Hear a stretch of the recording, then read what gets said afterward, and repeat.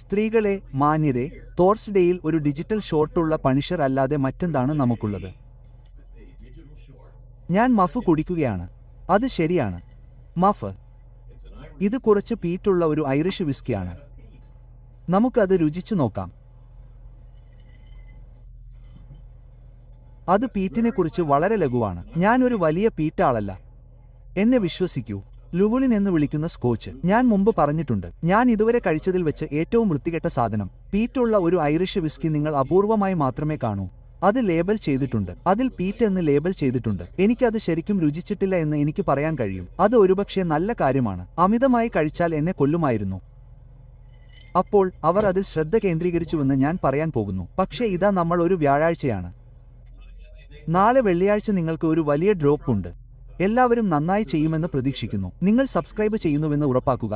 സ്ത്രീകളെ, മാന്യരെ, എപ്പോഴും പോലെ ആ രസകരമായ ഫേസ്ബുക്കിനെക്കുറിച്ച് ഞാൻ പരാമർശിക്കും. അവിടെ കാര്യങ്ങൾ ഭംഗിയായി നടക്കുന്നു. വാർത്ത പുറത്തുവിടുന്നത് തുടരുക. അവിടെയും സബ്സ്ക്രൈബ് ചെയ്യുന്നത് തുടരുക. രസകരമായ കാര്യങ്ങൾ. ഓ, ഇത് ഭ്രാന്താണ്. നാർക്കോ തീവ്രവാദ ബോട്ടുകളുടെ കാര്യം പോകുകയാണ്. അത് നിയന്ത്രണാതീതമാണ്. ഓ, നമ്മുടെ ഡെമോക്രാറ്റ് എതിരാളികൾ കാലങ്ങളായി നിർദ്ദേശിച്ചതും പൂർത്തിയാക്കിയതും പോലെ വ്യത്യസ്തമായ ഒന്നും ഞങ്ങൾ ചെയ്യുന്നില്ല.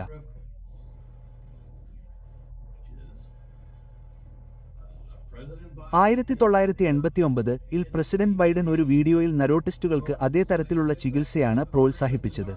അവർ താമസിക്കുന്നിടത്ത് അവരെ അടിക്കുക. അവർ എപ്പോഴും വളരെ കുറച്ച് മാത്രമേ ചെയ്തിട്ടുള്ളൂ. വളരെ വൈകിയാണ് അത് ചെയ്തത് എന്നതിനാൽ അവർ പരാജയപ്പെട്ടു. പ്രസിഡന്റിന്റെ പദ്ധതിയെ ഞങ്ങൾ എതിർക്കുന്നില്ല. ഞങ്ങൾ ചെയ്യേണ്ടത് അത് ശക്തിപ്പെടുത്തുക എന്നതാണ്. അദ്ദേഹത്തിന്റെ ദൃഢനിശ്ചയത്തെ ഞങ്ങൾ സംശയിക്കുന്നില്ല. ഞങ്ങൾ ചെയ്യേണ്ടത് അത് കർശനമാക്കുക എന്നതാണ്. പ്രശ്നം എന്തെന്നാൽ പ്രസിഡന്റിന്റെ നിർദ്ദേശങ്ങൾ പ്രശ്നത്തെ നേരിടാൻ പര്യാപ്തമല്ല എന്നതാണ്. നമ്മുടെ അതിർത്തികളിലൂടെയുള്ള മയക്കുമരുന്നിന്റെ ഒഴുക്ക് തടയാൻ കൂടുതൽ കാര്യങ്ങൾ ചെയ്യണമെന്ന് ഞങ്ങൾ കരുതുന്നു. ഒരു പടി കൂടി മുന്നോട്ടു പോകണമെന്ന് ഞങ്ങൾ കരുതുന്നു.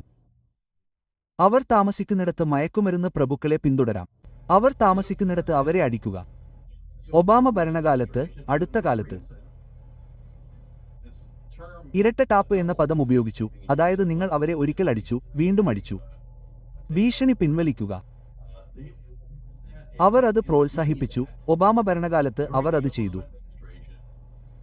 ഇരട്ട ടാപ്പുകളും 3 ടാപ്പുകളും പോലും. സെപ്റ്റംബറിൽ നിങ്ങൾക്ക് ഇരട്ട ടാപ്പ്, 3 ടാപ്പ്, 4 ടാപ്പ്, 4 ടാപ്പ് എന്നിവ ആവശ്യമുണ്ടെങ്കിൽ ഞാൻ അതിനെ പിന്തുണയ്ക്കുന്നയാളാണ്. അയാൾ ബോട്ടിൽ ഇടിച്ച സ്ഥലത്തെക്കുറിച്ച് അവർ സംസാരിച്ചുകൊണ്ടേയിരുന്നു. 2 പേർ അതിജീവിച്ചു. ആ 2 അതിജീവിച്ചവരും ബോട്ടിൽ തിരിച്ചെത്തി മയക്കുമരുന്ന് ബോട്ടിൽ തിരികെ കൊണ്ടുവന്ന് അവരുടെ ഭീകരരായ നാർക്കോസ് മെയിൻലാൻഡിലേക്ക് തിരികെ വന്ന് അവരെ രക്ഷിക്കാൻ ശ്രമിക്കുകയായിരുന്നു. അതിനാൽ അവർ ഇപ്പോഴും ഒരു ഭീഷണിയാണ്. അവർ ആയിരിക്കേണ്ടതുപോലെ അവരെ പുറത്താക്കി. പശ്ചാത്താപമില്ല, കാരണം ഇതിനെക്കുറിച്ച് ഒരിക്കൽ കൂടി ചിന്തിക്കുക.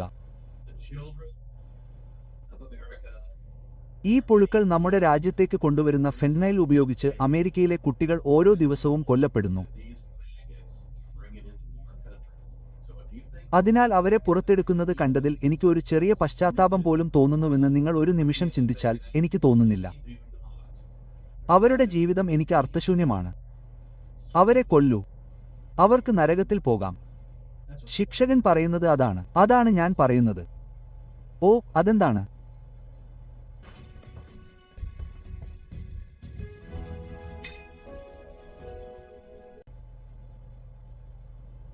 അതെ, ഞാൻ എന്തോ കണ്ടെന്ന് കരുതി. ഞാൻ അത് നന്നായി കണ്ടു എന്ന് കരുതി. എന്തായാലും നിങ്ങൾക്കറിയാമോ, അമേരിക്കൻ ജനതയ്ക്ക് അത് അറിയാമെന്ന് എനിക്കറിയാം. വ്യാഴാഴ്ച തോർസ് ദിനത്തിൽ ഞാൻ ഇവിടെയുണ്ട്.